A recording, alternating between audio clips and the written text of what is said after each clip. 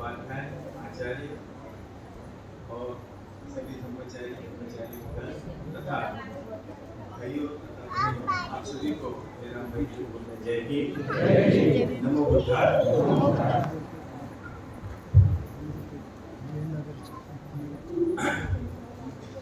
देखिए, हम सबके दृष्टि से देखा जाए तो आज का ये जो समारोह है वो बड़ा ही खुशी का दिन है। सबको पता है कि हमारे सामने जो दो लाइन में बैठे लोग हैं जिनके नाम हमें पता नहीं है, उनकी ब्रह्मचारी दीक्षा होने जा रही है। लेकिन ये जो बात है अपने आप में बड़ी ही महत्वपूर्ण ऐसी बात है। शायद आप लोगों में से बहुत सारे लोगों को ये पता होगा कि जिसे हम त्रिरत्न बौद्ध संघ कहते हैं या त्रिरत्न बौद्ध महासंघ कहते हैं, उसमें ब्रह्मचारी दीक्षा या धर्मचारिणी दीक्षा इसका एक अपना अहम महत्व है। लेकिन ये जो बात है, वैसे देखा जाए तो हमारे त्रिरत्न संघ के संस्थापक गुरु जिन्हें हम उर्गेन संगरक्षी जी कहते हैं, उनकी अपने अनुभव के आधार पर और उनकी अपनी जो सोच है धम्म जीवन के प्रति, उसके आधार पर उन्होंने जिस तरह से इन बातों को संघ में लागू किया है उस पर यह आधारित है। वैसे देखा जाए तो बहुत सारे लोगों को ये बात समझ में नहीं आती, लेकिन ये जो कदम ये लोग उठाने जा रहे हैं, ये अपने आप में बहुत ही महत्वपूर्ण ऐसा कदम है जो कि आमतौर पर हर कोई व्यक्ति ऐसा नहीं कर पाता। इसलिए हमारे संघ में और अपने समूचे आंदोलन में जब भी कभी इस तरह की दीक्षा समारोह होता है, तब बड़ी संख्या में सभी लोग उपस्थित होते हैं और इस समारोह को साक्षी होते हैं। इसकी जो मूल बात है इस समारोह की, जो भंते जी ने इस संघ में लागू की है, वह है बुद्ध धम्म संघ। ये जो त्रिरत्न है, इस त्रिरत्न के प्रति प्रतिबद्धता व्यक्त करना, या जिसे हम कहते हैं कमिटमेंट, मराठीमध्ये प्रतिज्ञाबद्धता असं ज्याला आपण म्हणतो, मधून चालेल ना, हिंदी मराठी है। तो प्रतिबद्धता जो है, यानी बुद्ध धम्म संघ के प्रति हम जब कमिट करते हैं, तो मानो उस व्यक्ति के जीवन में इन त्रिरत्नों के अलावा कोई भी श्रेष्ठ ऐसा शरण स्थान नहीं होता। ये सबसे ऊंचा ऐसा शरण स्थान है। और जब कोई इस तरह से इस रास्ते पर, इस राह पर चलने लगता है, तब उसे पता चलता है कि इस तरह से प्रतिबद्ध होना अपने आप में कितना चैलेंजिंग है। यूं ही कोई भी व्यक्ति इस तरह से प्रतिबद्ध नहीं हो सकता, उसके लिए काफी प्रयास करने पड़ते हैं। और यहाँ जो लोग बैठे हैं उन सबको उसका अनुभव है, और उनके पीछे जो बैठे केसा डाले, उनको भी इसका अनुभव है। अब ये जो बात है, इस बात को मैं थोड़े अलग तरह से बताना चाहता हूँ। हमें पता है कि भगवान बुद्ध और उनका धम्म इस ग्रंथ में बाबा साहब ने एक सूत्र का जिक्र किया है, उसका नाम है सल्लेखु सूत्र। और उसमें वहां पर वो कहते हैं कि यदि किसी को कोई मार्ग उचित है ऐसा जान पड़ता है, मालूम होता है, तब ऐसा व्यक्ति उस उचित मार्ग पर चलने के लिए अकेले ही तैयार होता है। वो ये नहीं सोचता कि मेरे साथ कौन है या मेरे साथ कोई होगा तो ही मैं इस राह पर चलूंगा, ऐसा वो नहीं सोचता। ये बात बहुत बार हमने पढ़ी होगी, लेकिन कभी आपने गौर किया है यहाँ कहने का मतलब क्या है? बाबा साहब ने इस सूत्र का वहां जिक्र क्यों किया है?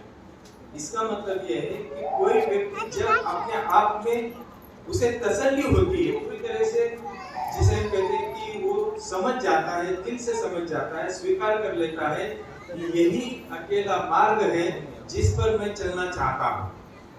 और वो मार्ग कौन सा है?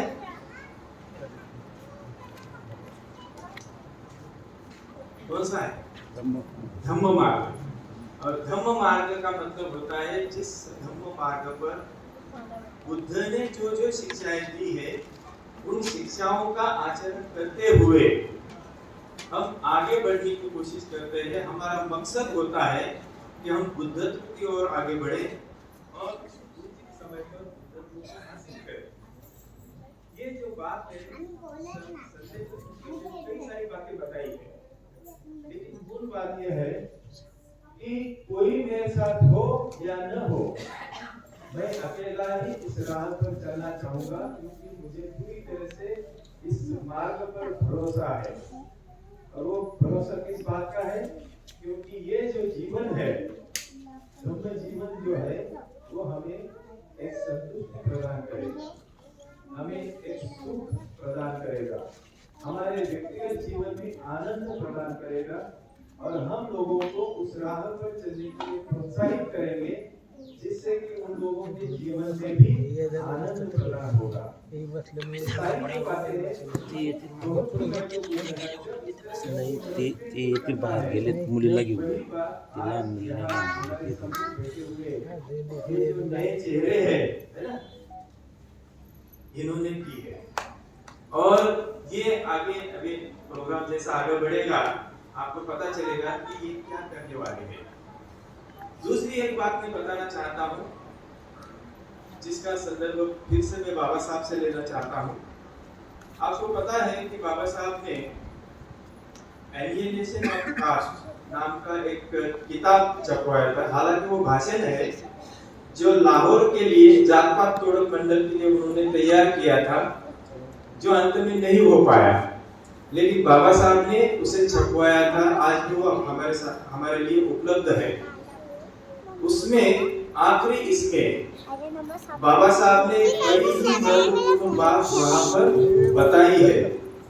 वो बात ऐसी है, वो कहते हैं धर्मांतर या धर्मांतरण के बारे में वो कहते हैं कि यदि आपको धर्मांतर यह शब्द पसंद नहीं है तो मैं उसे नया जीवन कहूंगा। नव जीवन ये शब्द उन्होंने इस्तेमाल किया है।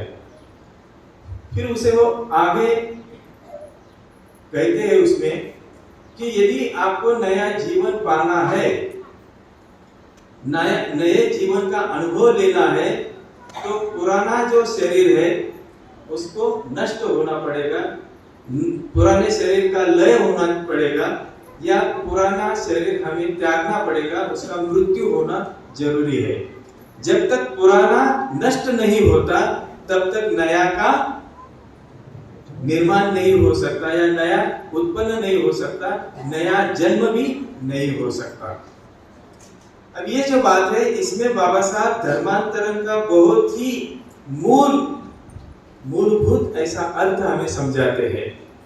इसका अर्थ ये होता है कि हम जब धम्म जीवन जीना शुरू करते हैं तब हमारे पूर्व कई सारे संस्कारों के साथ हम जीवन जीते हैं।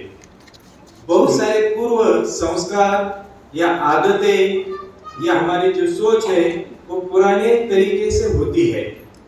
जैसे जैसे हम धम्म सीखते हैं, बुद्ध की शिक्षाओं के संपर्क में आते हैं, धीरे धीरे हम अपने आप को बदलने लगते हैं, अपने आप में परिवर्तन होना शुरू हो जाता है। और इस तरह से देखा जाए तो कई सारे व्यक्तिगत तौर पर इन लोगों के जीवन में परिवर्तन हो चुके हैं, है ना? मानते हैं ना आप लोग? परिवर्तन हो चुका है, लेकिन पूरा हुआ है क्या? पूरा नहीं हुआ ना, वो भी जरूरी है, ये समझना बहुत जरूरी है। कुछ हद तक जरूर हुआ है, लेकिन जिसे हम कहते हैं कि ये जो परिवर्तन की प्रक्रिया है वो हमेशा बरकरार रहती है, आगे बढ़ते रहती है, वो कभी भी खत्म नहीं होती। जीवन के अंत तक हमें वो प्रयास करने पड़ते हैं।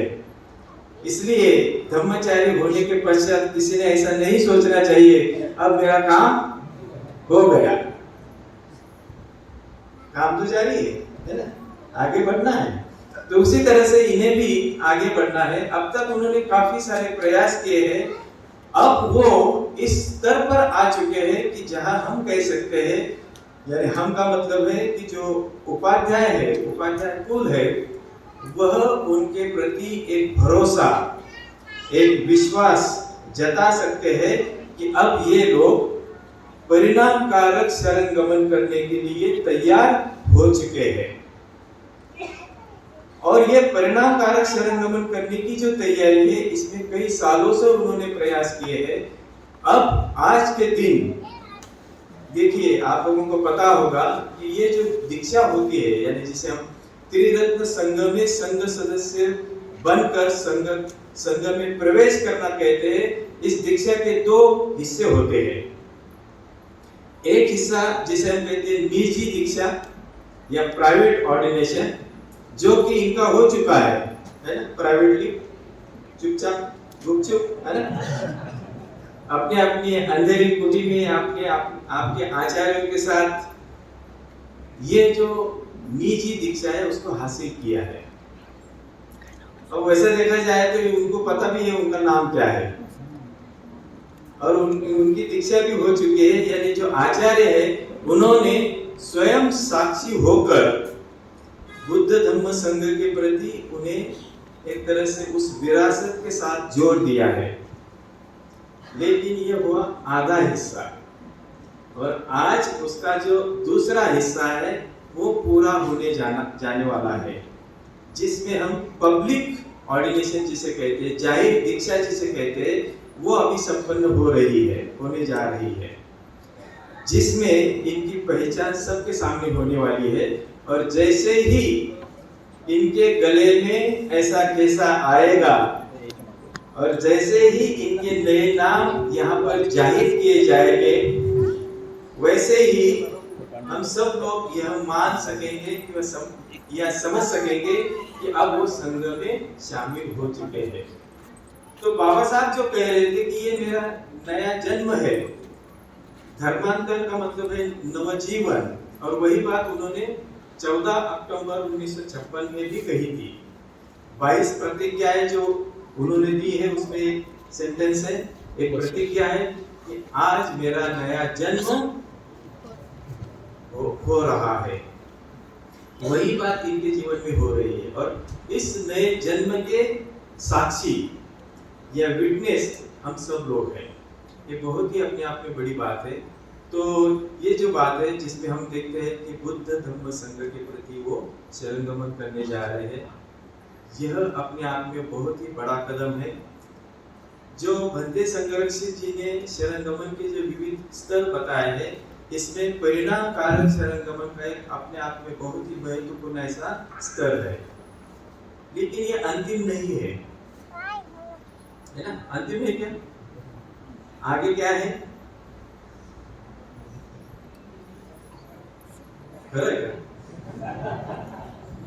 तो आगे जो है वो सही शरण गमन या अंतिम शरण गमन आता है, जहां हम स्त्रोतापन्न अवस्था से आगे की अवस्था पाने की कोशिश करते हैं, यानी बुद्धत्व की अवस्था तक जाने की हम कोशिश करते हैं।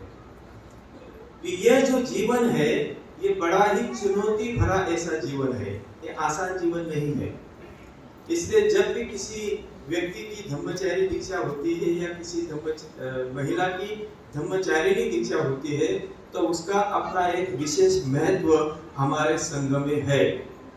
और मैं समझता हूँ कि उर्गेन संरक्षी जी द्वारा इस तरह की दीक्षा विधि का निर्माण, इस तरह से दीक्षा का समारोह संपन्न करना, ये अपने आप में बहुत बड़ी बात है। बुद्ध के जमाने के साथ उसको हम जोड़ देते हैं।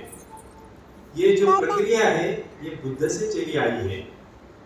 यह जो विरासत है, ये बुद्ध से चली आई है और ऐसे ही ये आगे भी बढ़ते जाएगी। इसलिए आज यहाँ जो लोग बैठे हैं, इनका जो समारोह अभी शुरू होने वाला है कुछ ही पलों में, तो दिल थाम के बैठिए और गौर से देखिए, शांति से सुनिए, और ये पूरा जो समारोह है उसे समझने की कोशिश कीजिए। एक एक बात बड़ी ही, क्या कहते हैं उसको, रोचक है। बड़ी ही प्रेरणादायी ऐसी बात है जिसको आप अनुभव करने वाले हो, और फिर आपको देखने को मिलेगा कि कुछ ही पलों में, कुछ ही समय में यहाँ बहुत बड़ा चमत्कार होने वाला है। 34 लोग यहाँ बैठे हैं। कितने? 34 लोग, जिनकी पहचान अब हमें नहीं है। उनकी पहचान हमें होगी, उनके नए नाम हमें पता चलेंगे, और नए नाम से वो समाज में आपके साथ घुल मिल जाएंगे। परिवार की भी पहचान उनकी अलग होगी। तो दिल थाम के बैठिए। अब मैं हम सब की ओर से हमारे जो उपाध्याय हैं, विशेष तौर पर यशो सागर जी, इन्हें मैं अनुरोध करता हूं कि यह जो प्रक्रिया है दीक्षा की, वो उसको आगे चलाए। धन्यवाद। जय हिंद।